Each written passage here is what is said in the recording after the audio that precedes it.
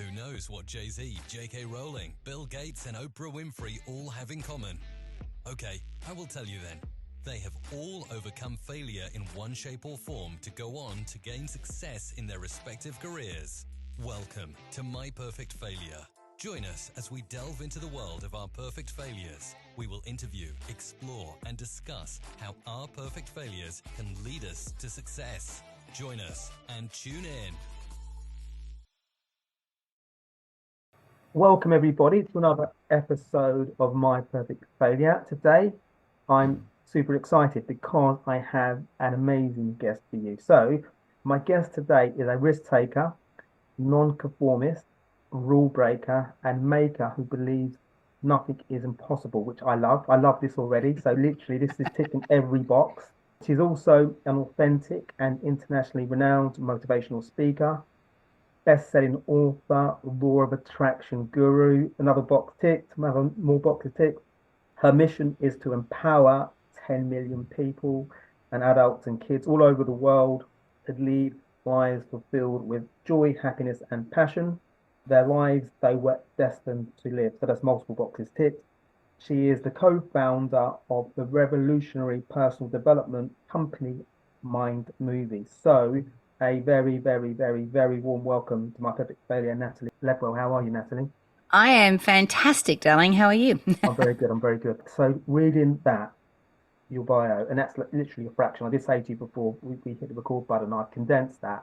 But wow, I love the kind of like rule break and non-conformist, because I think that's what we need in the world. We need people that push boundaries and do things that maybe not all of us are doing, because I think sometimes it's very easy to kind of live in a box where we don't really kind of like push the boundaries. And I think life's all about pushing the boundaries, and like law of attraction, I'm heavily into that. And your mission is to empower 10 million people to live the life that they were destined to live. And I come across so many people, including myself, that don't really know what the steps are to kind of really get into that space where we can think beyond what we've kind of been compounded over years and years and years of living that kind of quite narrow existence. Well, my two favorite English words put together is why not? Love it. I mean, why not? So what I wanted to ask you initially, a word that we hear a lot about these days, and it's entrepreneur, because we had an initial discussion, and having researched you, I was in awe of some of the things that you said on our first discussion in terms of starting from scratch and doing things even when it's that the odds are stacked against you. You just crack on and do it. But the idea of entrepreneurship, when did that initially come into your thought process? Well, I started managing fitness clubs when I was 21 years old. And I actually had no idea what I was doing. I just thought I could do a better job than the person that was there. I had more front than Kmart. So I've always been confident, and I've always had this ability to be able to be organized, and to be able to lead a group. And at 21, I kind of went, okay, look, I think I can do this job, got in there, did a great job. And I'm thinking, oh, this is fun. And then I got poached by another fitness club who I worked for a couple of years. And then I decided, you know what, I need to learn from the best. You know, I wanted who's the best in the industry in Australia, in the fitness industry. And it was a guy called Jamie Hayes. And so I ended up going to work for him. And actually a couple of times when I was leaving these different gyms, they would take me to lunch the next day and go, please don't go. We'll offer you 50% ownership. Like, we just need you to stay. Ownership. Yeah. So it was, I got to cut my business teeth on other people's business. And then when I was around 25, I met my husband. Our first business together was a nightclub, which you think maybe be very different to fitness clubs, but it was very similar because it's both a service industry. Okay. And so everything I learned about how to manage a team, how to manage a business, how to make sure that when people come into the business that their experience is similar every single time. They know what to expect. They, all of that, coupled with, my husband at the time, his ability to make people feel like they're at home. We had a very successful run. So we had this nightclub for 5 years on Oxford Street. It was intense. We had drag queen nights, we had lesbian nights, we had, dance music, the whole thing. And after 5 years, we were like, okay, we're done here. But then we went through what I call my beige years, which is in my 30s, we had a whole ton of different businesses. It's interesting because the basics on how to run a business are pretty similar regardless of the industry or the type of business that you have. And so we were doing property development. We had the first bathroom advertising company in Australia. Because I had worked in the fitness industry, we used to always put like a 10 by 4 picture frame on the back of the toilet doors and then put little things in there going, this is all the events that are happening at the club. Well, when we were in the nightclub, we did that as well for all the new nights that were coming up. And then we had the brainstorm, well, wow, that's really great and valuable advertising space.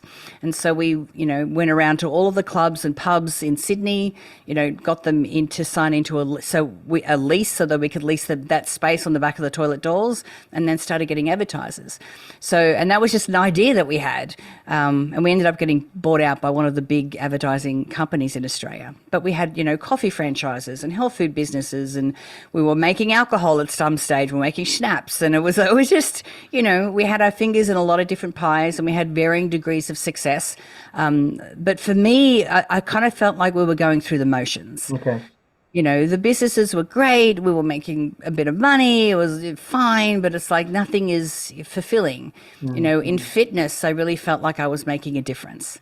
I was 23 years old on stage speaking to club owners all over Australia about how to systemize and structure their business and how to manage their teams, because that's what I was really good at. Yeah. And then we had a friend approach us, and at the time we had 4 businesses that we were running at the same time. So we were always about the action. We had no problem with getting stuff. GSD, we just get stuff done, right? Which is why our friend approached us with this idea, because The Secret had just come out and had been on Oprah, and everyone was talking about visualizing and vision boards and all of that. And he had this idea of creating a little slideshow, which was PowerPoint slides that had affirmations written on them. And in between the PowerPoint slides were photos that matched those affirmations. And then he had music or a song over the top.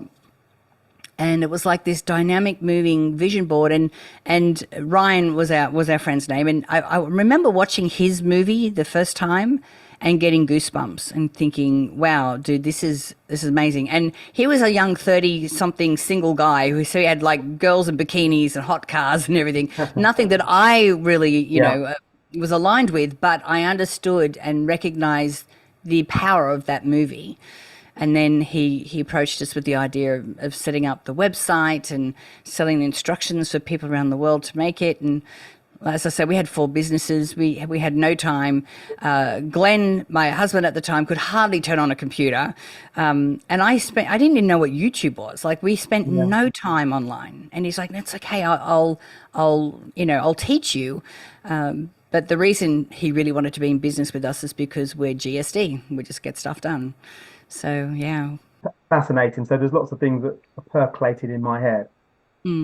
One is like your work appetite to get things done, to coin one of your phrases. So just in terms of your work ethic, because I spoke to somebody recently, he was a guest on this podcast some time ago, I think it was Derek Sivers. He talks about sometimes people want an extraordinary life, but they don't maybe want to do extraordinary things or exceptional things in terms of the work, or maybe thinking about ideas.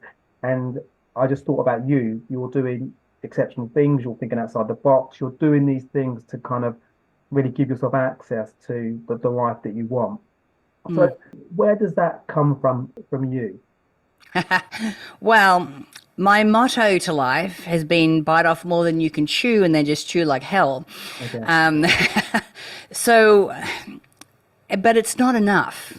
And this is what we realized.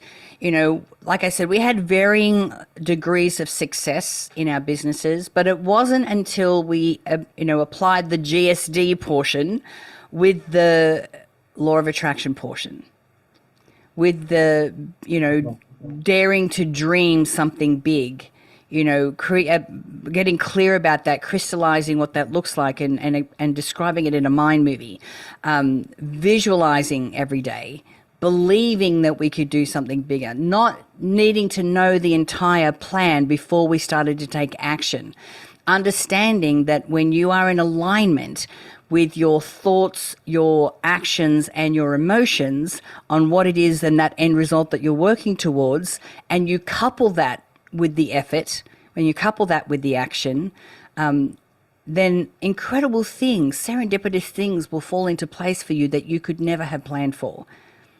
And when you combine the two of those things together, I think I was mentioning to you when we spoke last time, we put everything on the line. We risked everything to launch My Movies because we knew it was such a great idea. We came over to the US. We went to an internet marketing seminar. We got accepted into a mastermind group, which was one of the smartest things we did because we were surrounded by people who knew what they were doing. They could give us fantastic advice and support.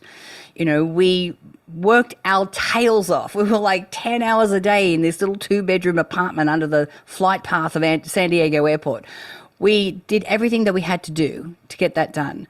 And of course our launch is September 2008 when the economic crisis hit the planet. We didn't know, because we were working so hard, we didn't know what was happening in the world. And we ended up doing a $700,000 launch. That was like a week and a half. $700,000. What? So that revenue? Yeah. What? $700,000? Yeah. That's phenomenal. And our product was $97. It was nothing. But you know what? It was just, and again, everyone around us was losing their jobs, losing their homes. Yeah. It was a dire situation for a lot of people economically. And despite that, we earned $700,000 in a week and a half. In 2008, when that was 2008. Probably within this generation, it was one of the most challenging times that globally we've all experienced. So when we spoke previously, and this was an imprint in my mind from that conversation, and you touched upon it, that when you started out, there were a whole bunch of things, particularly during this episode when you moved to the US and you started My Movies, that they were just totally new to you. So you had the idea of My Movies, but in order to get there, you were having to do things that you hadn't even been aware of before, and you were just thinking, we need to do that, but where do we start? And then you just crack on, work it out and do it. Yeah. Well, when we came to the US, we had a mortgage and businesses and, car repayments and a whole bunch of financial commitments back in Australia. So when we came over here to the US, we were kind of existing on credit cards. We were earning a little bit of money through the My Movies website, but, really we were existing on credit cards. And so much so that by the time we got to the launch, we'd accumulated $120,000 on credit cards. So, we started to dig ourselves into a bit of a hole if it wasn't successful. And because of that, we didn't have any money to pay anyone to do anything for us. So we had to figure out everything ourselves, from writing emails and building websites. Our saving grace, I know, and these are skills that are the only thing I knew how to use on a computer was Word and MYOB, which was like our bookkeeping software. Yeah. That's all I knew. I remember the day, Ryan comes into the bedroom that Glenn and I are in. He goes, "All right, Nat, I need you to learn how to edit videos." Mm-hmm. I'm like, "All right." So he goes, "Here's the software." So I open it up and I'm like, "Oh my, I have no idea what I'm looking at. What am I looking at here?" So I just went to the help menu and I just downloaded it so that every time I went to do something, I would just go to that page in the help menu and just step by step go, okay, this is how you do this. The other thing that was really big back then, which we subscribed to, was a website called lynda.com. And on lynda.com, they had video tutorials on how to use every piece of software that ever existed. So you could get in there, watch the video, okay, and do it. So, and I think, there were days that I was so frustrated and so far outside my comfort zone and so stressed. It was just like, what are we doing here? And I had to really adopt a lot of, self-regulation activities, breath work. We used to leave the apartment, go grab a coffee when we were super stressed, go to the dog park. So they had a dog beach here in Ocean Beach where we could watch dogs playing and frolicking on the beach, which would make us feel happier because we left our 2 puppies back in Australia. And then when we started to feel better, then we'd have this little game that we'd play where we would have this conversation in present tense as if the launch was already over. Oh, okay. So we talk about, the restaurants we're going to and the vacations we're taking our parents on and how we're only working 6 hours a day and like all these and we would just sit in the energy and the emotion of already being on the other side of it. Okay. And it would really help us to get through, and then we could go back and then, okay, where am I at now? Let's start again.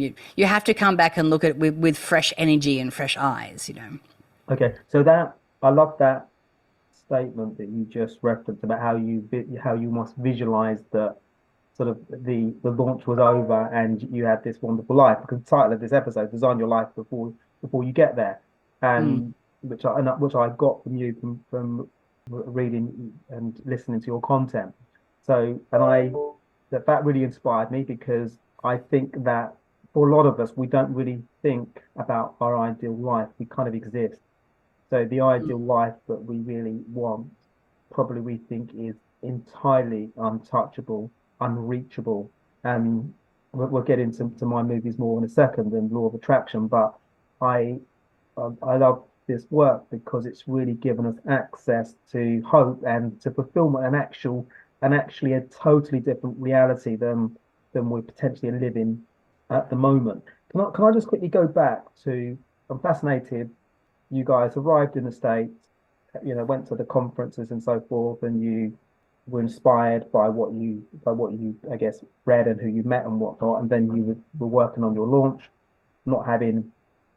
really having to kind of really educate yourselves on the job, working God knows how many hours per day you were working, and then you launched, and then you launched again 2008, massive downturn globally, particularly in the States. So everything was going down like that. Nobody really wanted to kind of talk to anybody about money or anything like that. And you guys were actually going the opposite direction.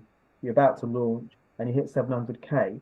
What was your marketing like? Were you doing guerrilla marketing? What was going on there to achieve such a phenomenal number? Yeah. So a lot of our success is because we purchase programs online that teach you how to do the internet marketing. That's how we got to that seminar. The first program we bought was called Mass Control. It was a guy, Frank Kern was the guy, and we happened upon him because we were kind of searching, because I'm like, we need to figure out this internet thing. How do we do this? We, as soon as we got that program, and it was $2,000, was a big commitment for us at the time. And to spend $2,000 online, I'm like, what if it's a scam? That's a lot of money to lose, And anyway, so first module, he had a thing called the 4-day cash machine, which is basically 4 emails that you send out to your list. So we implemented that straight away. I think our list was 6,000 people at the time, was very small. And we made the $2,000 back with that first idea. So we're like, okay, this is cool. There was another program called Product Launch Formula by a guy called Jeff Walker. And this program taught you from start to finish, soup to nuts, how to do a launch. And so we followed the formula. Now, Frank, it was his mastermind that we joined. So Frank's, his expertise was really the psychology of selling. So we learned a lot from him. And then with Jeff's program, we learned a lot of the structure. You do this first, you do this next. Product launch formulas that you basically have 3 videos or 3 pieces of content that people send traffic to, but each of those videos serve a purpose. There's a certain, thing that you achieve with each. It's not just 3 pieces of content. They're very purposeful, and there's an intention with each of them. And then even though we didn't have money to pay anyone, there was 3 people that really helped us so much. It was the guy that built the back end, like the affiliate tracking system, because we used affiliate marketing. So we had 2 guys that came on as our JV managers, and they were reaching out to everyone who had an online program that was in personal development, asking them to be affiliates for us, to mail for us. So they mailed to their list, and we pay them a 50% commission on all the sales. So it's a good way for, especially if you're starting out, because you don't have to outlay a lot of money for advertising, and you're only paying on sales. So it's pretty good. So we had the 2 guys who were JV managers, a woman who was our copywriter, and the guy that built the affiliate tracking system. They all agreed to work for a percentage of the launch. So now, so if it bombed, they weren't going to get paid very well. And, we're these 3 crazy Aussies that have just landed in the US that no one really knows. We've got this great idea, but, but they believed in us. And thank God, and they got paid very well, as you can imagine. And they deserved it, and if it wasn't for them, I don't know where we'd be. So, you have to get creative with those kind of things. So yeah, we had a Mind movie that was made specifically for that launch that we watched every day. And that our copywriter watched and our JV managers watched. So, because we wanted everyone on the team to know these are our goals. And one of our goals, our monetary goal, was $1 million. Like, we want to do $1 million. That's, and of course everyone around us was doing $1 million and $5 million launches, but their programs were like $5,000 or $2,000. Ours was 97, it's a very small price point, which in the end worked in our favor. Because, people were financially busted, and it was a small investment, and it kind of gave them hope, and we just kind of came along at the right time. Thank goodness. It could have gone the other way. And so, of course, we're not upset with $700,000. I'm like, we're happy with that. And what happened is that PayPal was our payment gateway. So they froze our account with $500,000 in it. Why? And they said, because of the scale, that it was unusual, the scale that you were hitting. The excuse they gave us is that we could get some refunds, and I'm like, what, $500,000 worth of refund? Anyway, so and we were kind of out of the box for them, PayPal was really designed for small eBay transactions, not this huge, but what's going on? Exactly.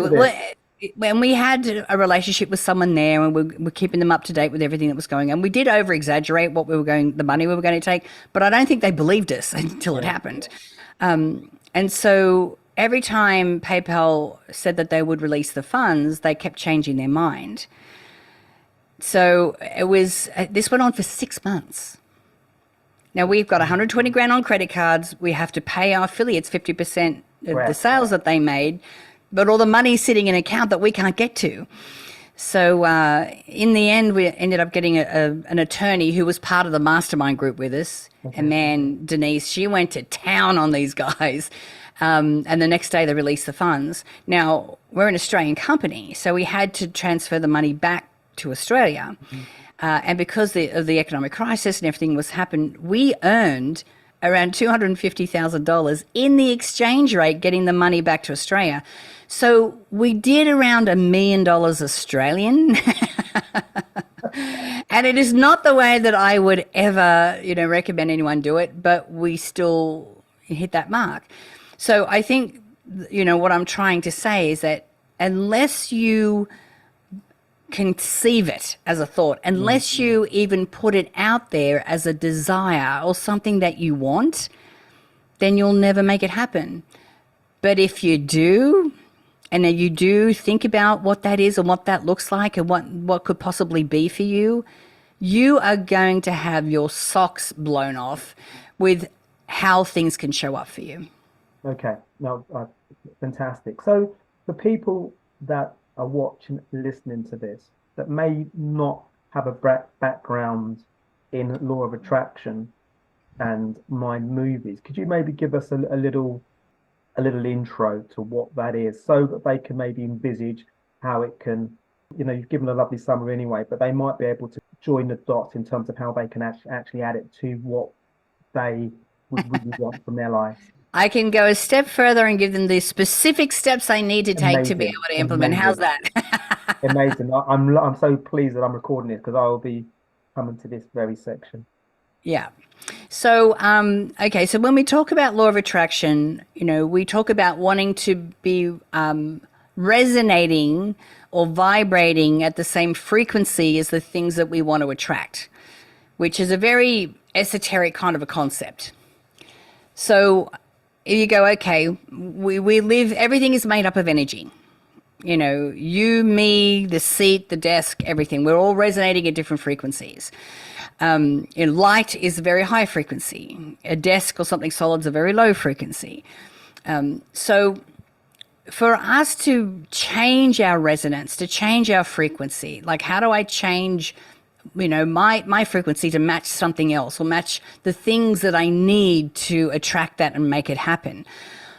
Well, the frequency that we send out into the unified field or out into the universe is our thoughts and emotions. Thoughts and emotions are our energetic frequency. And when you're talking emotions, there is an emotional scale. There's a book that was written back in the 80s by Sir David Hawkins called Power versus Force. And he, through muscle testing, was able to measure the frequency of all of our emotions. So our low frequency emotions are things like, anger, frustration, helplessness, guilt, I try hard not to say negative emotions, but I call them low frequency. Every emotion is important and serves a purpose. So I don't like to make them right or wrong. Emotions give us messages. So these are our low frequency emotions. Okay, our higher frequency emotions are things like courage, pride, accomplishment, happiness, joy, gratitude. So the more we can stay in these higher frequency emotions, the more we're in flow, the more everything is easy. And we're attracting things that are a similar resonance to that. So we're attracting more positive events, positive people. We're able to entertain more positive thoughts. We can dare to dream something big for ourselves. If we are in a moment where we're stressed, we're in debt, we're lonely, we're in pain, often all we see is through that lens. So we're only seeing the pain, we're only seeing the frustration, we're only seeing the debt.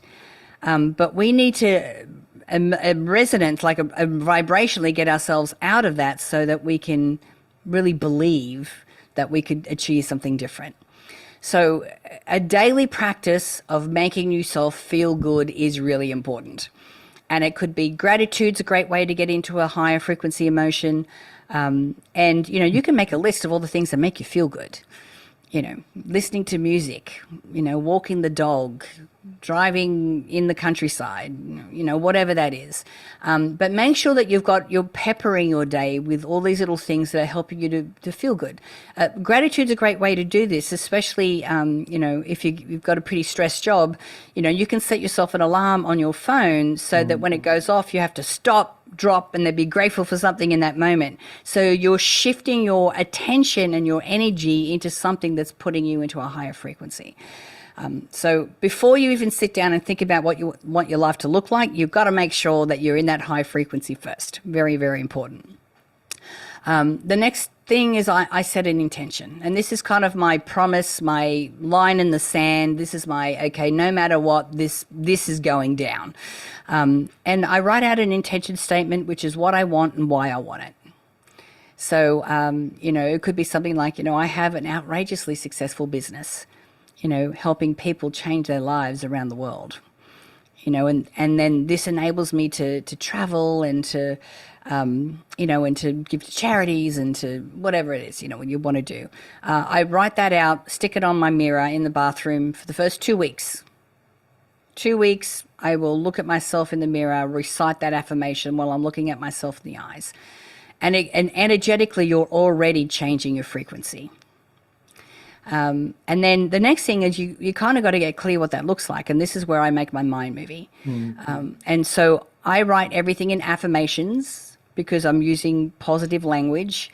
I'm not describing what I don't want. I'm actually describing what I actually do want. And the reason I use affirmations is because when I read these sentences and these statements, I need to then be able to visualize, which is our next step, as if it's already happening now. That's why I write it as if it's already happening now. Okay? So I think about what I want. I think about what life looks like when I get there. I write down why I want it. If there's any kind of actions and things I need to do that I need to remind myself, I'll put that in there. How I need to change the way I think, because our thoughts is what got us to this point where we are right now. And if we aren't exceptionally happy with that, then we just have to change the way we think. How do successful people think? If you're aware of, negative thoughts and limiting beliefs and different things coming up, and you go, okay, well, that's not serving me anymore. What do I want to think instead? Write that down, make that part of your mind movie or part of your list. And then the last one, I really need to think about who I need to become to step into this future. Like, what do I need to believe about myself? How am I showing up through my values to be this person? And it could be something like, I am a successful business person. Sometimes when we're still on the way to success, it's hard for us to think that or believe that. But when you can write it as an affirmation and then in your mind visualize what that means to you, what that looks like for you, I mean, you're already there, halfway there, because being able to see the way that you act and think differently helps you to act and think differently. It's interesting around, as you're talking, I'm just thinking around how we think, because when we don't have the skills and the practice that you just described, we can really lean into the negative, and it just has been our norm for years and years and years and years and years. So whenever we feel slightly frustrated with work, or maybe don't have the money we want, or maybe the relationship's not right, or maybe we didn't get the promotion, all these different things that we all have experienced and in different guises throughout our life, we don't really have the behavior that you've just described, which is to think differently, to get this emotion, to get a new emotion, to kind of almost trade the negative thought for the positive thought by actually really deliberate behavior, and by gratitude, by writing and a statement of intent, and doing all these things that are within our control, but we kind of almost given up in terms of. Yeah, but you nearly said it, Paul. It's like, but people just don't know. Yeah. I didn't get that memo. I didn't understand that all, and you know what? And I talk about this a lot. A lot of what I do, because people are living life like this, and a lot of it is from society norms or what is expected of you or what you think you should be doing. So you're like this, and all I do is get you to look like that and go, oh wow, there's a whole other world over here. And it's not that big a shift, but if you don't know, you don't know, right?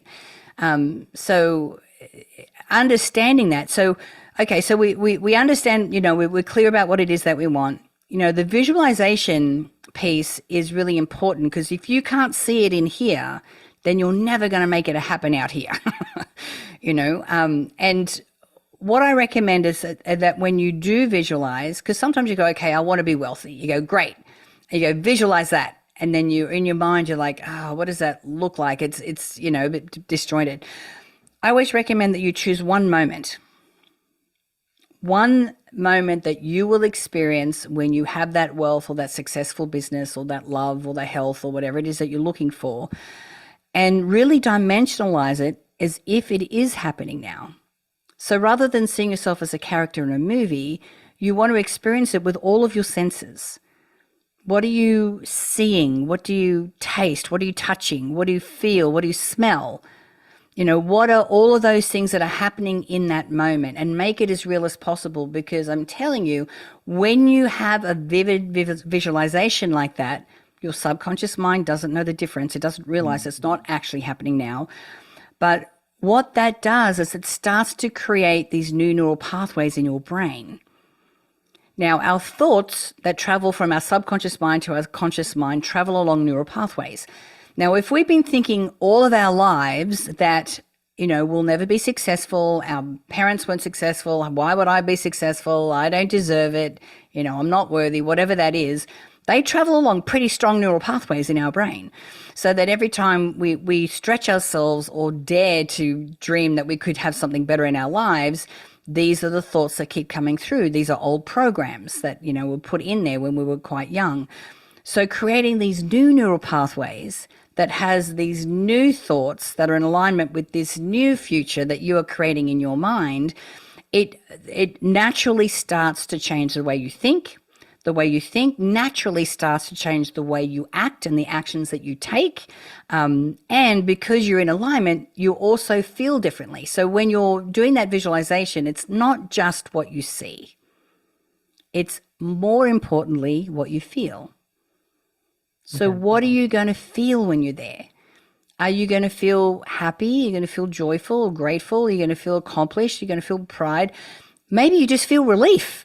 Maybe you're just like, thank God I don't have to live that life, or I'm not in that debt anymore. And I've got this relief because now I know I've got choices. I've got more financial freedom. So whatever it is that you're going to be feeling in that moment, that's what you want to be feeling when you're doing that visualization, because then you have the trifecta: thoughts, emotions, and actions, all in alignment with what it is that you're working towards. And now you're a big fat magnet to everything that you need to make it happen.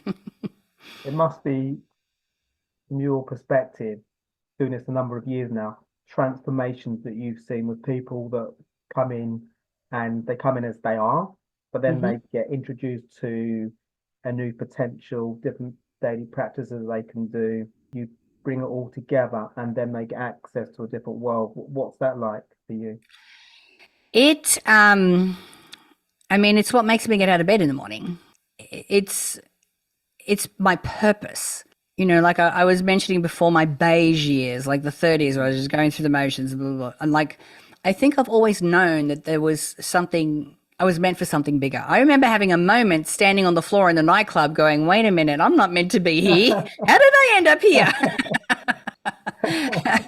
And going, I think I'm meant to be doing something different. So I've always had that feeling, and I think I've always been destined to do something like this. And of course now, I'm branching into working with schools and with students and helping teachers and students with their mental health and I think for me it's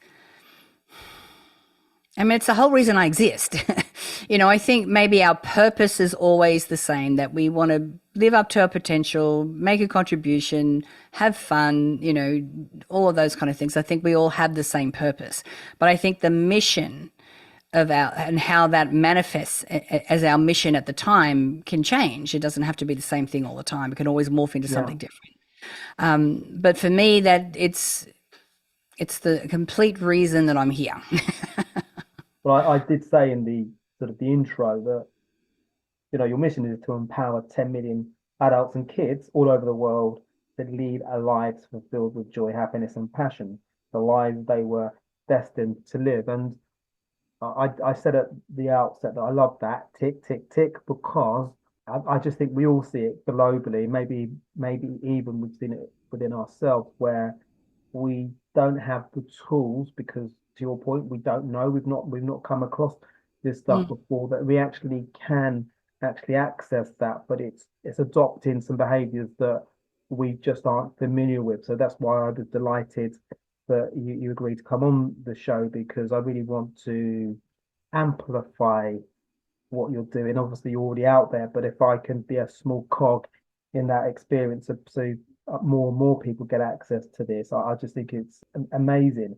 And just for people that might be thinking, Paul, can you ask a question about Mind Movies in terms of how they access it, what do they need to do? So what does that look like for somebody that's listening now or watching that thinks, actually, yeah, my movie sounds amazing. How do I get going with it?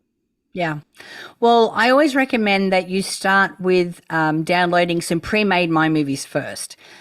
Because, I'm describing what it is and you're like, I don't quite understand what that means, Mm. We have set up a special page for your listeners. So if you go to mindmovies.com/Padmore, you'll be able to go directly to that page. You can download 6 pre-made My Movies. And these are on the topics of, building confidence, of, creating wealth, of, amazing relationships in your life, these kind of things. And so these are fairly generic, but once you start to watch these mind movies, you start to imagine what wealth looks like for you, or what love looks like for you. You start to go, oh yeah, this is great, but this is what I would put in my mind movie, or this is what this means to me. And because the secret sauce with a mind movie is not, yes, the affirmations and the photos can help you to emotionally, be in the same resonance as what you want, but the music is the secret sauce. If you choose a song that completely blows your hair back, that opens your heart, that is meaningful to you, that puts you into that elevated emotion anyway, and you attach that to all of your dreams and goals, then you have this powerful little tool that's really going to help you to manifest what you want. The part of making the mind movie where you get clear about what you want is really powerful, but then, what you're putting it all together and watching it is just, crazy. We were talking about Dr. Joe Dispenza before. Yeah.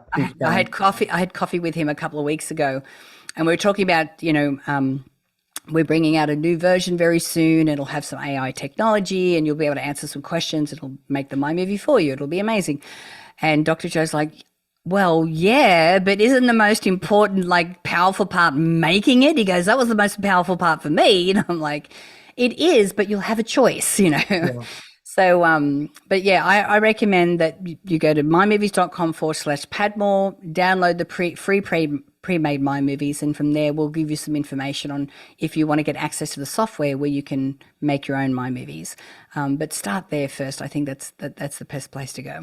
Yeah, I think it's hugely inspirational. And I really, really, really, really want people, to your point, to lead and the life that they were destined to lead. And because you always think about sometimes people, they live other people's lives because that's the way that we've been directed to. Conditions are what I was looking for.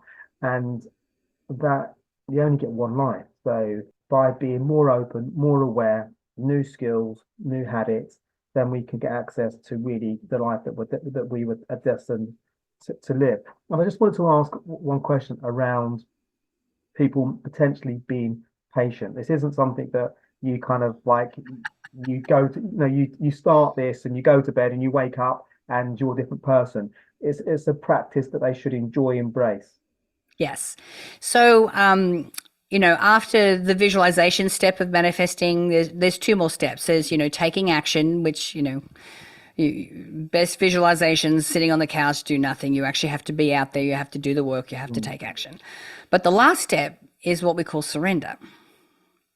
So the surrender piece is where you, even though you've gone, this is what I want, this is, what I want it to look like, you cannot be married to what it looks like when it shows up, and you cannot be married to how it's going to happen. Now, when you do that, you're assuming the job of the universe. The universe is like, when you've done your bit, when you've got clear and you're taking action and you're visualizing and you're this, vibrational match, the universe is going to send to you everything that you need. Even when adversity and things show up, it's all happening for you. This is part of your journey. And even if you go, wow, I am 63 and I'm only learning about law of attraction right now, I wasted my whole life. No, that's not how it works. Everything that happened in your life was meant to happen. And you were meant to figure this out at this time of your life and then get to enjoy the benefits of it now. So when you can surrender into knowing that everything is happening for your highest good, that's what helps you to keep going when something's taking a long time. For example, I've been working on this curriculum for schools to help children with their mental health and emotional intelligence and so forth for 4 years. 4 years. Long time. Now, have I had moments where I've thought, damn it, come on, why is this not working? But, now everything is falling into place. Now we're starting to work with schools. Now we've got all of these opportunities coming out. Like, in my mind, the way that I'm working with schools is I'm working with teachers and they're teaching the curriculum in the classroom and blah, blah, blah. Well, now we've been introduced to this global education platform, which we will be putting the curriculum on. So now we'll be able to reach teachers around the world. Like, this is far better and far exceeds anything that I could ever have dreamed of. I'm visualizing doing one school at a time. Now we've got this opportunity to do hundreds of school all at the same time, but all over the world. So we can't, yes, you're going to have moments where you get frustrated. And when you do, you've just got to remember, listen, it's just not meant to happen yet. Yeah. And when it does, it's going to be amazing. And believe me, like, I grew up in a country town in Australia. I'm one of 8 kids. I come from very humble beginnings. I left school when I was 15. I left at the end of year 10. I don't have any children. I didn't have kids. And yet here I am, taking on this project and taking on this mantle of being able to help children and teachers when I'm the most unlikely person to do that, but only because I believe that I can. Yeah. Like, special in that way. I'm just following the system. I'm just following the steps, and living in alignment with what I know to be true. Phenomenal. And I'm fascinated around this new project you're doing. So is it giving kids, teachers access? Because I'm always fascinated when I speak to people on the podcast or off the podcast around a lot of the challenges that we experience as adults. Is there any way that we can mitigate those at an earlier stage when we're kids, when we're younger? So we have as many of the skill sets that we potentially don't have as adults, we can get at an earlier age. Is it something around that where you're giving people access to these tools at an earlier age? Yes, so they definitely get access to mind movies, so when they're creating their goals and figuring out what they want to achieve, they can articulate it in mind movies. And we have like an under 12s version and a teenage version of the mind movie software. But we're teaching, it's life skills and emotional intelligence. So yeah, we're getting kids to adopt a gratitude practice. We're getting them to understand empathy and compassion. We're meditation, also emotional regulation. When you start to get, really angry, or you start to, if you're in a moment where you're in feeling an emotion that's not making you feel good, then how do you shift into a different emotion? All of those kind of things, setting personal standards. Yeah. How do you want the world to see you? And how do you want to show up when it comes to online and when it comes to friends? When we talk about bullying, when, if a scenario comes up, how are you going to show up in that moment? Like, getting kids to think about all these different things and understanding the consequences of a lot of these different actions and so forth. So, really that's what the curriculum is. It's K to 12, so it's from little kindy kids all the way up to year 12. And there are some common themes through each of the year, but it's taught differently, depending on the developmental level of the kids in that particular grade. Yeah. So, yeah. So, people listening, you're based in the US now. So if there's any educational people that are in the US that are listening to this or watch this, how would they find out more about this if they want to participate? Yeah, if you can just email me, natalie@mindmovies.com is the easiest way to do that, and then I can get in contact with you. My company, even though we've been, teaching adults for the longest time, we are a digital company. So, the curriculum is being able to be delivered digitally. And we want to make it easy for teachers too. Like they can just play the video. Like all of the lessons are in video. They can play the video, lead the kids through the exercise. The kids have their own portal. What's really some exciting additions that we have to the curriculum as well. I've teamed up with a girlfriend of mine who has this voice recognition technology. So with the student portal, they can log in once a week. A little pop-up will come up, and it's their wellness check-in. So they tell us what emotions they've been feeling. Do they know why they're feeling it? Did they share with someone? Have they used the tools? All those kind of things. So we're gauging, their response to that. But with the voice recognition technology, they talk into their device for 15 seconds, and then we can measure the emotions that they're feeling through the frequency of their voice. And so we feed the data back to the teachers and the school counselors so that they can see and quickly identify any kids that are struggling that may need some intervention. And they can also see how the kids are improving because they're doing the program and they're, applying the lessons and the exercises and the habits and the practices that we're teaching them in the program too. Phenomenal. So another one, I've said it twice or three times. So I'm conscious of time, so I'm going to wrap up in a sec. So, but will that come to the UK? Because obviously I'm thinking about the UK audience as well. Yes. Yeah, Absolutely. Okay, brilliant. So 2 questions. One, where can people find you? Where's the best place? I think you said your email, but I guess your website and stuff as well. Yeah, mymovies.com is our main website. If you want to get in contact with me, just Natalie at mymovies.com. The kids program is called Personal Growth Studies. So if you go to personalgrowthstudies.com, you'll find out a lot of information there about the program. And of course, your pre-mades, mymovies.com/Padmore. You'll be able to download them. Lovely. Well, I'll put everything on the show notes, so easy for people to access and to find out more about everything that you've kindly covered today. And my last question is the recurring question. So if you could invite 3 inspirational people for dinner, they can be alive or past, who might you invite? Nelson Mandela, Bono, and Oprah. Those guys are going to be very well fed. Oh yes, and they'll be able to enjoy some fabulous wine as well. Yeah. And you know what? 100%, they would be fascinated with mind movies. I would love to kind of, particularly Oprah. I think she does lots of work similar to you with younger generation as well. Yeah. So I think that would be amazing. But Natalie, thank you so much. I was excited for this conversation. And, even I guess from a selfish perspective, I was keen to know more about you, law of attraction, mind movies, all that wonderful stuff that really can help us and really push us forward. So thank you for your time today. It's been an absolute pleasure, Paul. Thank you so much for asking me. It's been fun. You're very welcome. I'd love to do this again. So hopefully we'll stay in touch. And, for sure. And thank you, everybody, for tuning into this episode of My Perfect Failure. We're always looking for ways to grow the show. So please do share the podcast far and wide, particularly for people that that are looking really to maybe redesign their life and take their life to the next level. So please do share this particular episode, and your feedback is most welcome. So keen to hear about the things you like and equally the things you don't like. So you can find me at paul@myperfectfailure.com, or you can find me on the website via the contact page. So take care for now. Bye. Thanks for listening to My Perfect Failure podcast. Be sure to visit www.myperfectfailure.com to join the conversation. Subscribe to our podcast on iTunes or Google Play. Look out for our next episode.